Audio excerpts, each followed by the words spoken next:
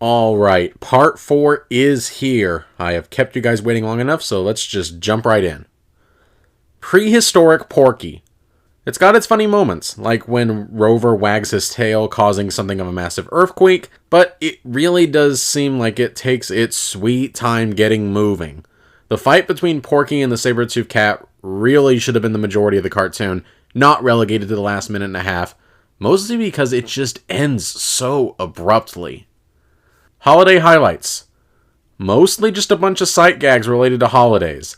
Some are passable, some are less than stellar, mostly because Tex Avery probably felt obligated to include some of the holidays, even if he couldn't come up with anything good. Also, this cartoon uses the dogs likes trees gag twice. Doing it in other cartoons is fine, but doing it twice in the same cartoon makes you feel uncreative. Good Night Elmer. I actually really enjoyed this one. It's a nearly silent cartoon, and surprisingly, Elmer Fudd works quite well in a lead performance where he doesn't have any dialogue. And the timing of the slapstick is actually pretty decent. This is another one that perfectly captures what it feels like to be unable to fall asleep. Also, since Mel Blanc provided all of Elmer Fudd's vocals in this cartoon, like his grunting and his crying at the end, that technically makes this the first time he voiced Elmer Fudd in a cartoon. Yes, I know I'm being pedantic, and I don't care. The Sourpuss contains the first instance of the, well, now I've seen everything gag that I can recall. It's a shockingly dark running gag, but, I like it. Anyway, this one's got some really good solid gags that helps it overcome its slightly off-kilter pacing, and the fact that Porky keeps calling his cat Pussy. Repeatedly. Wacky Wildlife. Really don't have much to say about these Tex Avery travelogue parodies. Either they work, or they don't. And thankfully, this one works pretty well. Bedtime for Sniffles. Ew, goody gumdrops. One of the blandest and most saccharine Looney Tunes characters to date decides to have a go at celebrating Christmas and waiting up for Santa. How many gags can you get out of that? Apparently not much. Shocking, I know. Really, the most generous thing I can say about this one is that sometimes it does have a nice Christmas aesthetic, but there's 100 other Christmas shorts where you can get that same aesthetic. Porky's Hired Hand. It's actually pretty decently funny for the most part, but for some reason at one point the scene fades to black and then fades back to the very same scene. Yeah, that was weird. Of Fox and Hounds. They say that you know you're a talented comedian when you're able to tell a joke where the audience knows exactly what the punchline's going to be, and yet you still manage to make them laugh anyway. That's exactly what this cartoon was like for me. It's really funny, even managing to tell more or less the same exact joke, but it still keeps it funny. And the dynamic between Willoughby the dog and George the fox works surprisingly well. It may be a blatant attempt to recapture the success of the Wild Hare, but that doesn't mean this is bad by any means. On the contrary, I think this one tends to get overlooked and deserves more attention than it gets. The Timid Toreador. I like the spanking gag.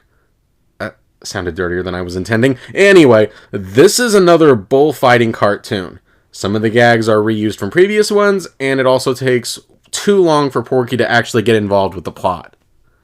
Shop, Look, and Listen. The If We Were Open on Sundays gag was pretty good, but aside from that, this is essentially a rehash of Little Blabbermouse, to the point where I wouldn't be surprised if animation was recycled from that cartoon. Many of these gags are just inferior versions of gags from previous cartoons, like this Last Mohican gag. Oh, and in case you're wondering, no, Little Blabbermouse did not improve as a character. Elmer's Pet Rabbit. The return of Bugs Bunny after his triumphant debut, and this is not a good cartoon. There's a lot of things that just feel off about it. Right down to Bugs' gloves being yellow instead of white, his voice missing his distinct Brooklyn accent, the fact that Bugs rejects the idea of eating carrots for supper, and the fact that he is absurdly unlikable here. The laid-back personality of his debut is not here. settling instead for a nasty and argumentative temperament as he essentially bullies Elmer for literally no reason. And it's jarring how off everything feels, especially since they had already nailed Bugs' personality before. On top of that, this is another of Chuck Jones's cartoons where the pacing and the gags just aren't hitting like they should. It should be noted that this is the cartoon where Bugs officially got his name, and is also the first time the line, "Of course you know this means war," is used, in a shout out to Groucho Marx. Those interesting tidbits aside, this is an incredibly lackluster effort. Porky's Snooze Reel. A passable parody of the old newsreels of the era that probably would have been funnier back in the era, although the Doberman Pinscher joke alone makes this one worth watching. The Fighting 69th and a Half. Red ants and black ants battle over a picnic that, for some strange reason, was just abandoned for the longest time by whoever set it up. This was made during the period that war was going on in Europe, but America was trying to stay out of it, so it doesn't really feel the need to go into full-blown wartime propaganda. Historical context aside, this one's fine. Some decent jokes, and it even has some solid battlefield atmosphere to it. Sniffles Bells the Cat. What could have been a fun chase cartoon is ruined by utterly sluggish pacing, and the fact that it's a Sniffles cartoon. I genuinely do not understand what Warner Brothers saw in these Sniffles cartoons that they kept allowing them to be made. The Haunted Mouse. I'm not entirely sure what's gained by having the mouse be a ghost, because he doesn't really do anything that out of the ordinary compared to other trickster cartoons of the era. Also, since he's a ghost, that would mean there's no meat for the cat to eat anyway, right? Anyway, this is basically Tex Avery's take on the Tom and Jerry formula, and it's fine. The best of the cartoon is the ending punchline that takes a shockingly dark turn. The Crackpot Quail. A marginally enjoyable chase cartoon, although the running gag about Willoughby running into a tree got pretty old pretty fast. The Cat's Tail. This idea of a mouse convincing a cat to try to get the dog to stop chasing him is not a bad idea for a short, but the execution leaves something to be desired. This one mostly consists of characters just talking, or more like rambling, on, and nothing really interesting or funny is happening on the screen. I guess the cartoon's message that the social hierarchy can't be easily challenged is interesting, but I doubt it was done intentionally. Joe Glow the Firefly. So, Joe is a firefly, but he's not actually bright himself, but simply carries a lantern for some reason. This one's mostly just confusing because I genuinely do not know or understand what Joe is even trying to do here. Just exploring a tent because he wants to? Trying to find a place to sleep because he's tired? I don't know. The cartoon doesn't give any hints. By far the best thing about it is some of the backgrounds are stunning. Particularly the backgrounds of the human that Joe is walking all over while he sleeps. Tortoise Beats Hare. This is a Bugs Bunny cartoon that could only exist at this point in time due to his character not being firmly set in stone yet. So we get to see him actually being the victim of a karmic trickster for once. It's interesting to say the very least, if a bit off-putting when viewed through a modern-day lens. But as an actual cartoon, this one's a real treat. A great premise, executed very well, with incredible pacing, great gags, and it's pretty funny, including one of the funniest openings of a Warner Brothers cartoon to date, of Bugs reading off all the names on the title card, mispronouncing them for good measure, and having the title itself actually being the catalyst for the race. Really good stuff. Porky's Bare Facts. Essentially an adaptation of The Grasshopper and the Ants that teaches the tough moral that sometimes people cannot be helped if they insist on bringing misery upon themselves, which would be an okay moral if it weren't for the fact that the first half of this cartoon is just utterly banal and bereft of anything interesting. Goofy Groceries. Another of these products comes to life at night cartoons, only this time directed by Bob Clampett.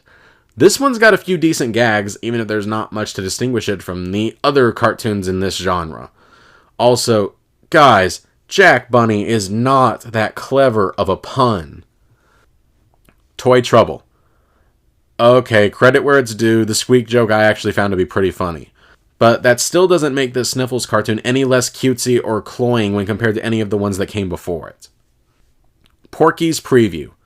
The cynical part of me wants to say that this cartoon was made solely because Tex Avery's crew needed something quick to make in order to hit a deadline, but on the other hand, this one's actually got a few genuine laughs. And plus, it's actually kind of cute and not in a bad way either. The Trial of Mr. Wolf. A genuinely clever take on the Little Red Riding Hood fairy tale, which makes brilliant use of juxtaposition based on what we know about the original story to generate some incredibly funny laughs. This cartoon just keeps producing joke after joke and almost everyone hits a bullseye. This also reminded me in a lot of ways of both Hoodwinked and Rashomon before either of those even came out. Porky's Aunt. This is yet another lowball effort from Chuck Jones with poor slapstick and timing. I know every great creator doesn't start off a genius, but watching these early, poorly paced cartoons of his is such a surreal experience to me. Because as of this moment in time, he is producing some of the studio's worst cartoons. Farm Frolics. Another passable but unremarkable documentary-style cartoon that tries to cram in as many jokes as humanly possible. I like the joke about the mouse with the big ears much more than I probably should have, and I also really liked the opening bit of the arm drawing the farm. That looked pretty cool. Hollywood Steps Out. Another Hollywood caricature cartoon, and I'm happy to report this one is far more successful than their last attempt at doing so. Mostly because this one actually has other jokes in it besides, these celebrity parodies look funny. I loved the Mr. Smith Goes to Washington joke and the Peter Lorre joke. I could see this one working a lot better back in the 40s, like if you were able to understand all the references, but honestly, this is still pretty good even after 80 years. A Coy Decoy. I'm actually surprised it took them this long to take these book covers come to life at night cartoons and bring some of the mainstream stars into the mix. And the result is actually a pretty entertaining chase cartoon.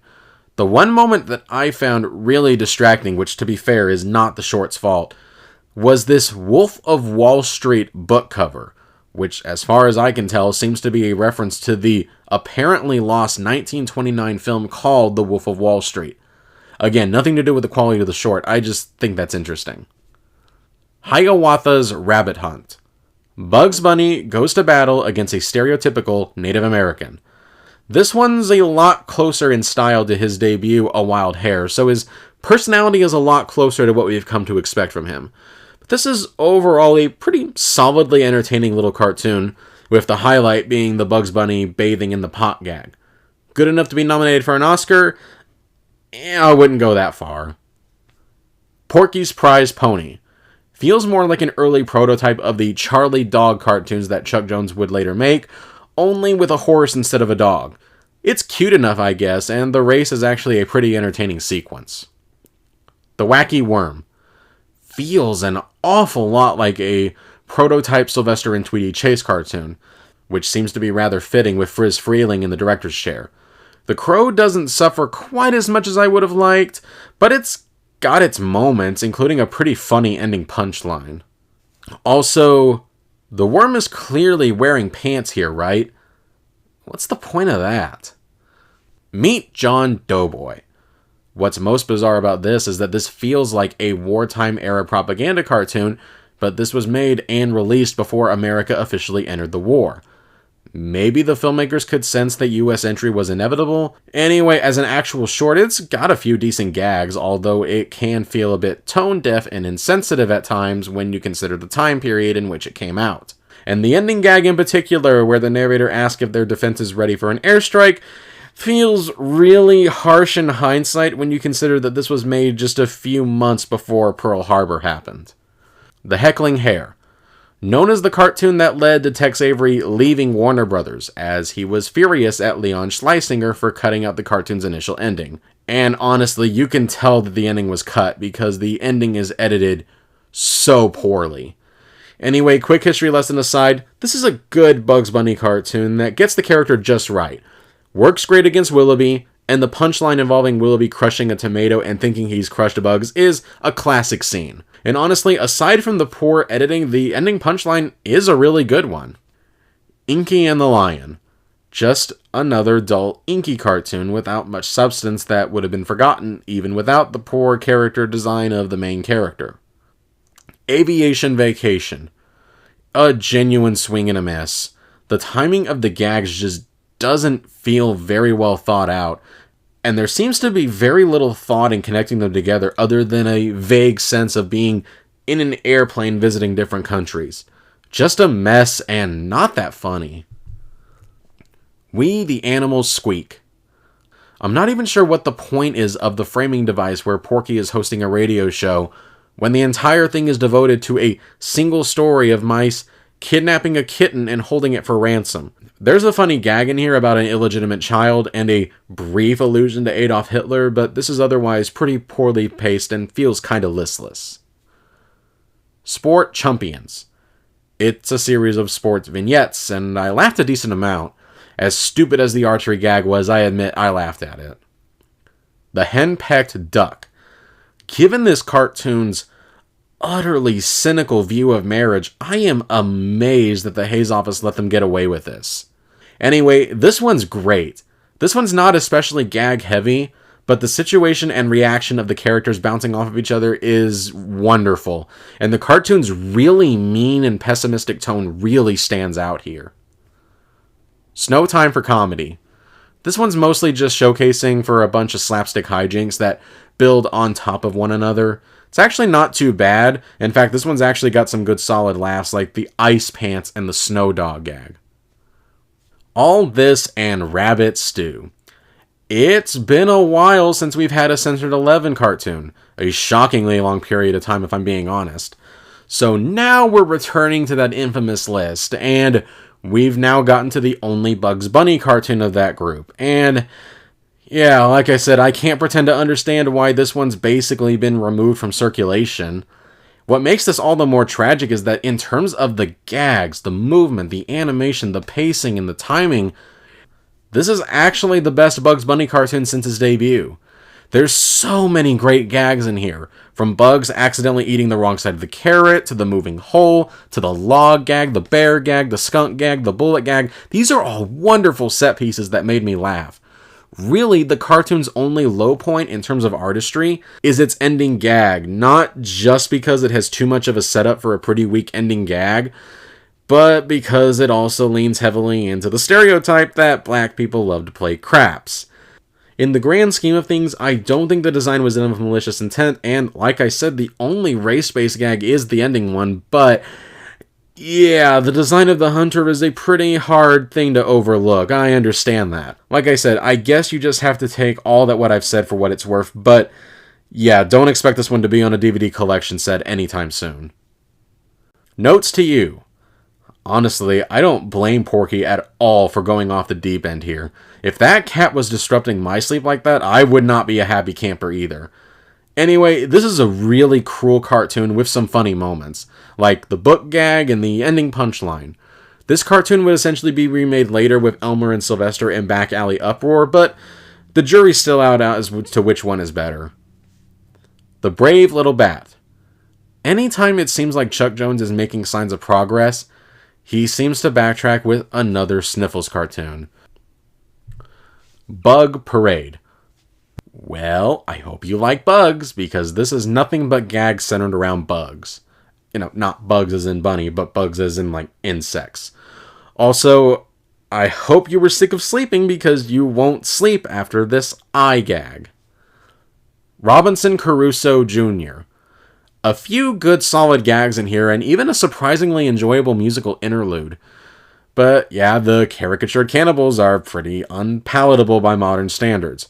Also, the ending punchline makes a reference to the US's initial non-interventionist neutral approach to the war in Europe, which is a joke that's going to age poorly in just a couple of months, with Pearl Harbor just around the bend. Rookie Review. A few passable gags set on an army base. Nothing really stands out except for the what comes after 3 gag, but it's fine. But there are a few jokes in here that absolutely would not fly once the US actually entered the war effort. Saddle Silly. This gag where the horse walks off an underwater cliff is a genuinely great gag. The rest of the cartoon is okay, I guess, even if like many other cartoons of this era, the setup takes too long. Porky's Midnight Matinee. Out of all the minor Looney Tunes cartoons out there, why is the pygmy ant from Porky's Ant the one that needed to be brought back? Anyway, subpar chase cartoon that definitely could have been way better for what it was trying to do. The Cagey Canary. So this is where the dynamic for Sylvester and Tweety cartoons actually came from. Not quite as slapstick heavy as those later cartoons, but this is still a real treat, including the genuinely funny wolf whistle gag, and lots of moments of clever ingenuity like the cracker gag. And I love how the bird slowly gets bolder and bolder the longer the cartoon goes on. Rhapsody and Rivets. So much fun. This one has some real energy and passion thrown in, and it's got some real movement and rhythm to it.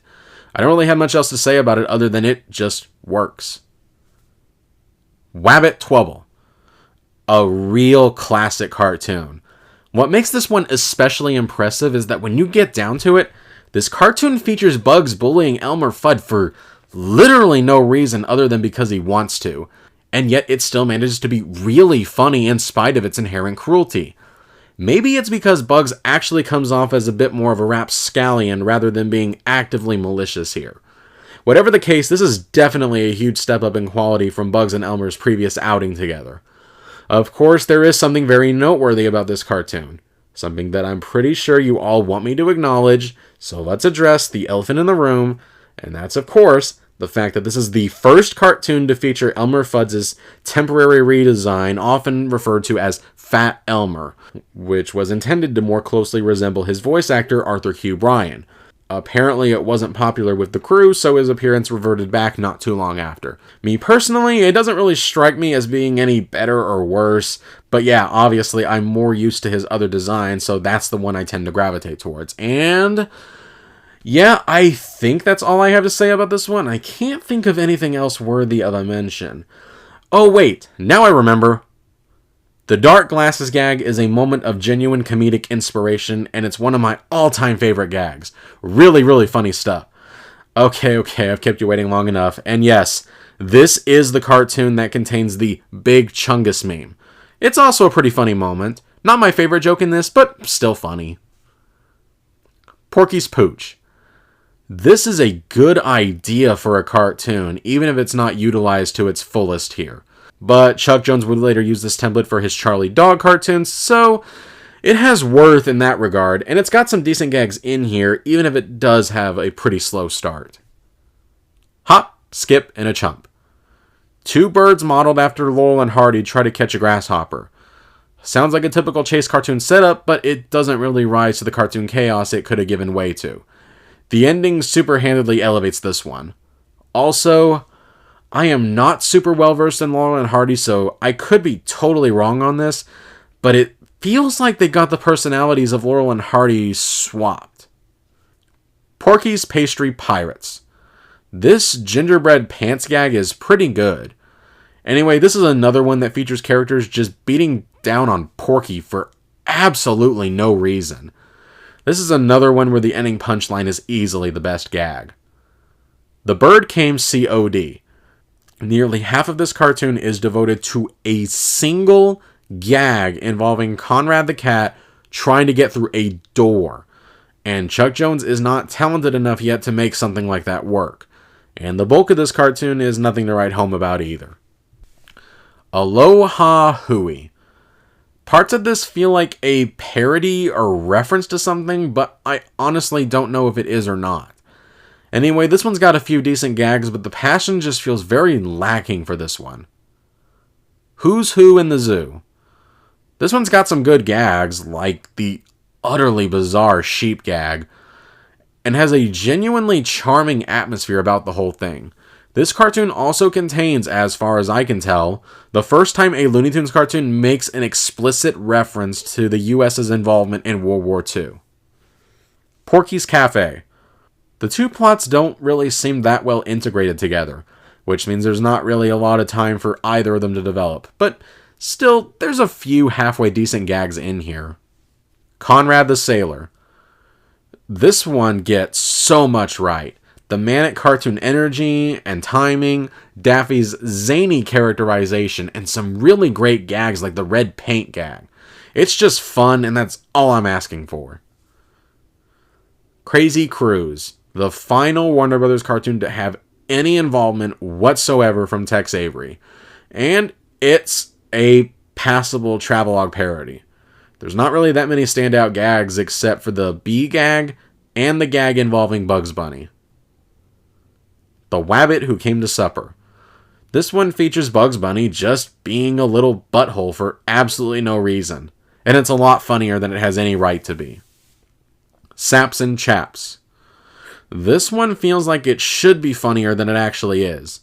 The gunslinger gag is good, but it doesn't really rise above marginally amusing. Horton Hatches the Egg.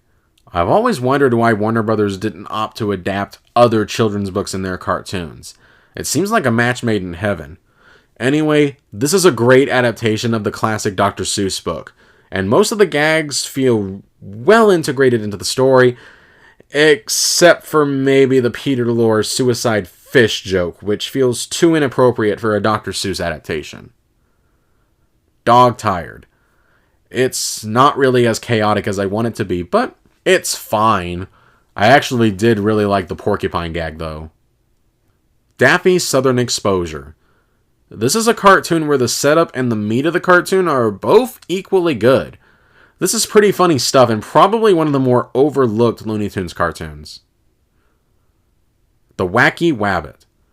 There's not a ton of gags in this one, but it's still fun to watch Bugs just screw around with Elmer. The Draft Horse. What you'd expect for a wartime era propaganda cartoon? Pretty much, but it's got some really funny gags and energy about the whole thing, and the horse's vigor and patriotism is nothing if not contagious, which means it succeeds at what it set out to do. Light's Fantastic. It's mostly a series of loosely related gags. Like a lot of these gag-centric cartoons, some of them work and some of them don't. My personal favorite is the typewriter gag. Nutty News. Sure, it's more of the same in terms of the gag-centered cartoons with pretty much no consistent theme, but I think having Elmer Fudd do the narration for this actually injects some life into these kind of cartoons. Hold the Lion, Please. I don't know why, but I really like the idea of a lion that's essentially lost his bite. Anyway, this one's a pretty good solid Bugs Bunny cartoon. Even when his cartoons aren't great, he's still usually great in them. Hobby Horse Laughs. Another gag-centric cartoon. These are fine when you're watching them, but they tend to not have much lasting impact, likely because a lot of these tend to blend together. Gopher Goofy. Warner Brothers seems to be getting more and more comfortable with their style of chase cartoons. While this one isn't anything special, it definitely gets the job done, with some fine slapstick and fast-moving gags without really reinventing the wheel. Double Chaser. This is kind of like a Tom and Jerry cartoon, even if it can't quite match the energy of the Tom and Jerry cartoons. Although I do kind of like how the bizarre chicken gag just kind of came out of nowhere. Bugs Bunny Gets the Boyd. I love Beaky Buzzard. He is just such an entertaining character. Technically acting as an antagonist, but someone who is just so pathetic that you can't help but feel sorry for him. Which is definitely elevated by Kent Rogers' perfect voice acting for the character, may he rest in peace. And this also features some of Bugs at the top of his game. This one's a real classic of a cartoon. Wacky Blackout. Another World War II propaganda cartoon. It's got some decent gags, with by far the standout gag being the surprisingly bawdy final punchline. Phony Fables. A solid quasi-sequel to A Gander at Mother Goose, only this time with more war-based gags. The wolf in sheep's clothing gag is by far the best joke. The Ductators. This entire cartoon was created for the sole purpose of getting its audience to purchase US war bonds. A point that is so obvious, that's literally the point on which the cartoon ends. Which makes this, I think, a fascinating historical artifact. On top of that, this is a brazen satire about the Axis war powers, most of which is actually still pretty funny. Like I said, for the most part. The Squawkin' Hawk. The first appearance of Henry Hawk. And believe it or not, he's actually somewhat tolerable here. Anyway, this one's fine. Got a couple of laugh out loud moments that make it worth watching. Fresh Hair.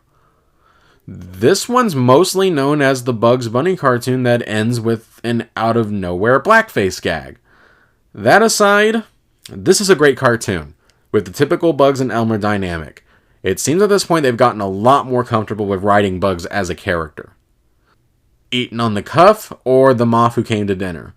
This is a genuinely funny and clever cartoon that is an effective role reversal of the typical guy kidnaps girl chase cartoons that were popular back in Bosco's days. To be honest, I'm actually surprised it took them this long to come up with the idea. Fox Pop. I know most people tend to say that the Dover Boys is where Chuck Jones really started to improve, but honestly, you can see the seeds for his improvement right in here. A cruel and twisted sense of humor, much better comedic timing, and it moves at just the right pace.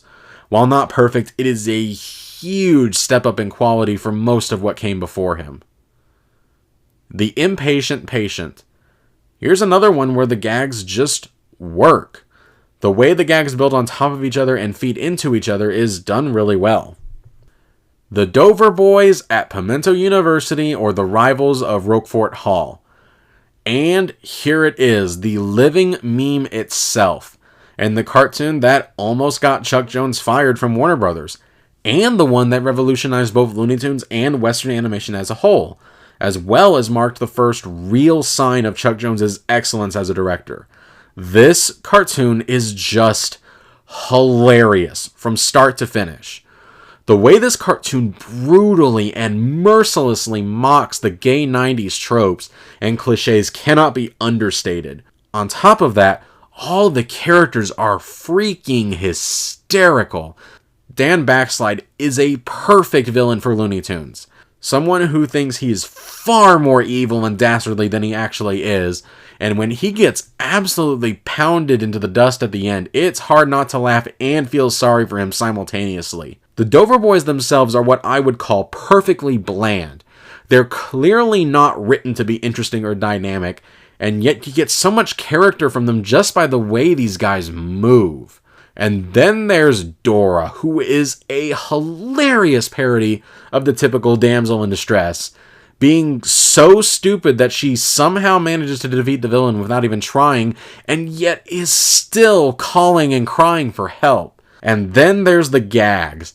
This is one of the rare instances where pretty much every single joke is a bullseye. I could sit here highlighting the jokes I like the best, but this review is long enough as is.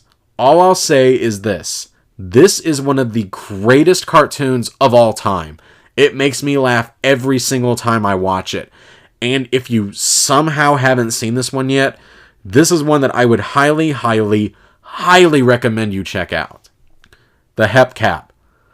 Honestly, the most interesting thing about this one is that this is the first Looney Tunes cartoon that's in color, which is otherwise a relatively run-of-the-mill chase cartoon. The Sheepish Wolf.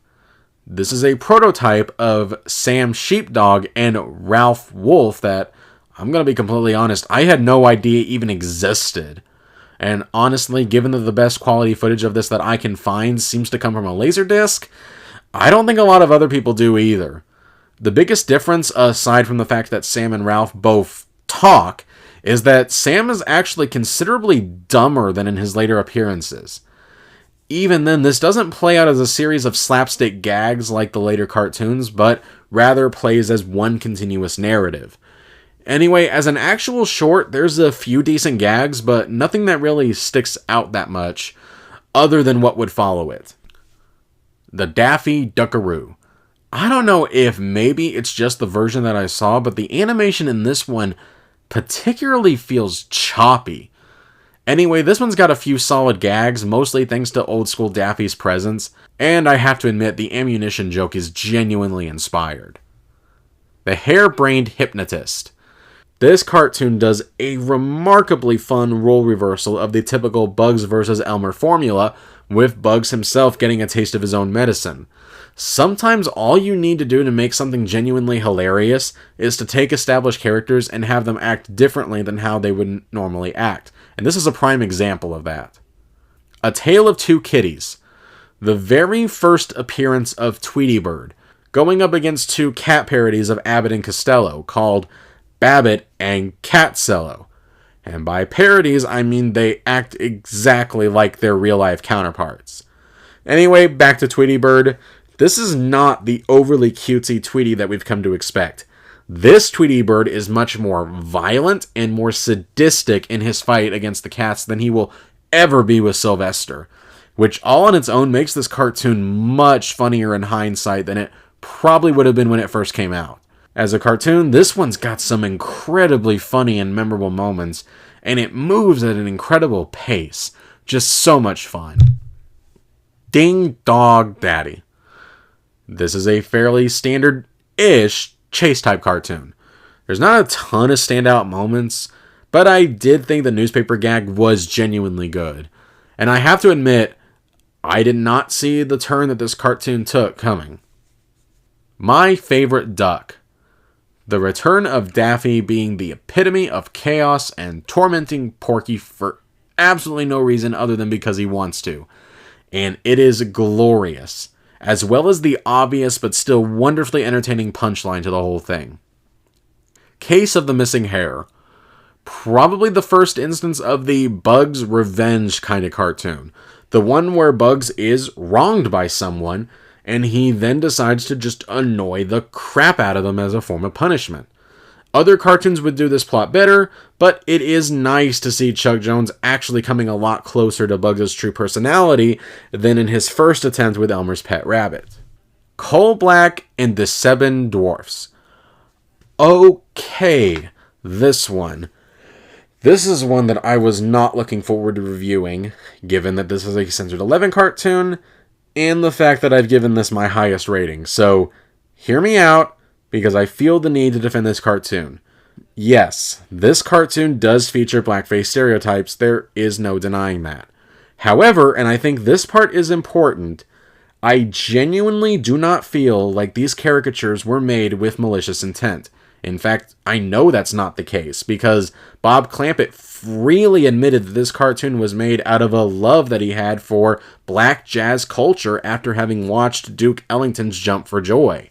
And the usage of black caricatures was not done with the purpose of insulting African Americans, but was rather done out of ignorance on the creator's part.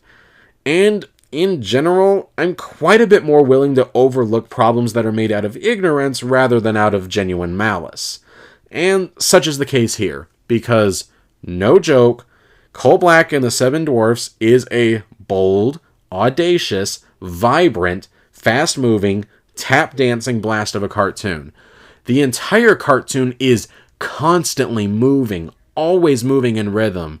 There's never a dull moment, and it never lags. The cartoon is also a genuinely funny spoof of Disney's Snow White and the Seven Dwarfs, and if you want my honest opinion, I actually think Snow White is actually a more dynamic and compelling protagonist than the character she's supposed to be satirizing. Not only is this a genuine love letter to jazz, it's also an incredible piece of World War II propaganda at the same time. It really is incredible just how jam-packed this cartoon is, and yet at the same time it doesn't feel overstuffed. That's the ultimate tragedy of this cartoon. If it wasn't for the blackface stereotypes, this cartoon could have easily been seen as one of the all-time greats, but unfortunately, it does contain those stereotypes, which is naturally going to make it unpalatable for most contemporary audiences, and understandably so. I guess if you're going to watch any Censored 11 cartoon, I'd say make it this one, which is probably the most ringing endorsement that it's ever going to get. Confusions of a Nutsy Spy. I don't think I've ever seen a gag involving sleeping Z's going in and out of a character's sleeping mouth like that before, so that was interesting. Anyway, this one's got some rather amusing moments, but it doesn't really ever elevate itself above okay. Pigs in a Polka. Mixing classical music with the Three Little Pigs is a fun idea, and it's definitely got its moments, even if there are a few more dead spots than I would like. Also, this one seems to take direct inspiration from Disney's version of the Three Little Pigs, especially in having the first two pigs play a fiddle and a fife like in that cartoon. Also, and this is kind of embarrassing to admit, but it actually took me a second viewing to realize this was supposed to be a parody of Fantasia. Tortoise wins by a hair. I have to admit, it is a little strange that now that Bugs' personality has been pretty firmly established by this point, that they opted to do a sequel to one of his earlier cartoons in which his personality is drastically different from what we see as typical Bugs. But I'm actually glad they did, because this is really funny. The first half of this cartoon is almost pure setup, but the second half of this cartoon is non-stop hilarity that has a fantastic payoff. Also, this newspaper has an Easter egg about Adolf Hitler committing suicide 2 years before it actually happened. I have nothing to add, I just thought I'd mention it. To duck or not to duck? Elmer and Daffy Duck go boxing, and it's just as good as it sounds. This is one of those cartoons that's just funny. Even after having seen this one multiple times, the gags in this one just still manage to get a laugh out of me. The fifth column mouse. I suppose as a thinly veiled allegory for World War II, and in particular as a not-so-subtle middle finger directed at Neville Chamberlain, it's alright. Stripped away from its historical context, this one doesn't really have much value on its own. It doesn't have a ton of gags, and the story's not really that well developed.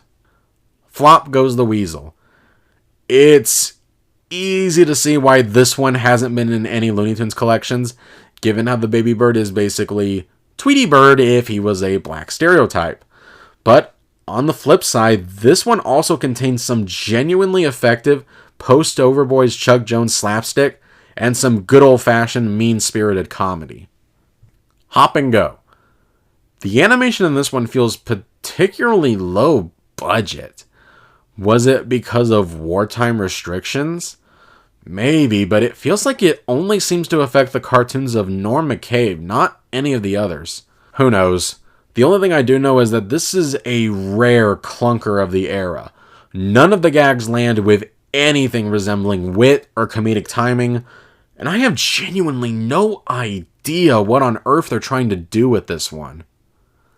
Super Rabbit. An early Superman parody that starts with typical and funny Bugs Bunny shenanigans before it winds up becoming a wartime propaganda cartoon right out of nowhere at the end. The gag of the horse just randomly walking up in the clouds is just such a wonderful moment in particular. It may take a bit too long to get going, but once it hits its stride, it doesn't turn off. This is another one that I didn't give enough credit on first viewing. The Unbearable Bear. Do you want to know how good post-Overboys Chuck Jones is? He somehow managed to turn Sniffles into Blabbermouse, and yet somehow managed to make it work. This is a seriously underrated one-shot that has a lot of seemingly inharmonious elements that somehow manages to work off of each other quite well. The only real issue here is that it doesn't really end as strong as it should have. And now we are a whole 40% done. Man, this was the strongest collection of cartoons so far by a pretty wide margin. There were only a handful of genuinely bad cartoons, and most of the cartoons were at the very least extremely solid, if not outright great. Looney Tunes has almost completely gotten pretty comfortable in its style by this point, as the directors continue to hone in their craft, especially Chuck Jones, who has gone from the director consistently putting out the weakest cartoons to putting out some of the best, cruelest, and funniest cartoons of this era. And that's to say nothing of Bugs, who, after having a rough start, has become an incredibly stable character in his own right.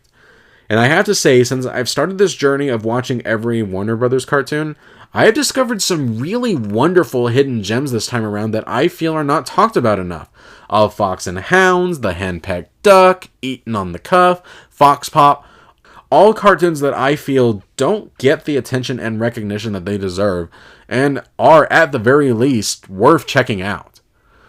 Alright, as we begin to reach the halfway point, we're going to start seeing some real classic cartoons, as well as the end of both the Censored 11 and the World War II cartoons, as well as the final black and white cartoon as Looney Tunes finally goes over to color full time.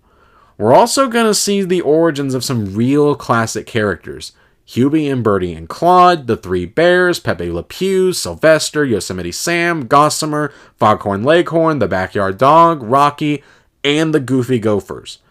We're going to start getting into more comfortable territory for the casual Looney Tunes fan, and I'm really looking forward to revisiting some of these classics. And I guess that's it for now. Thank you guys so much for watching. The previously released parts are in the description below, and if you want to be notified of when part 5 comes out, make sure that you subscribe so you don't miss it. Anyway, have a good day, and I'll see you next time.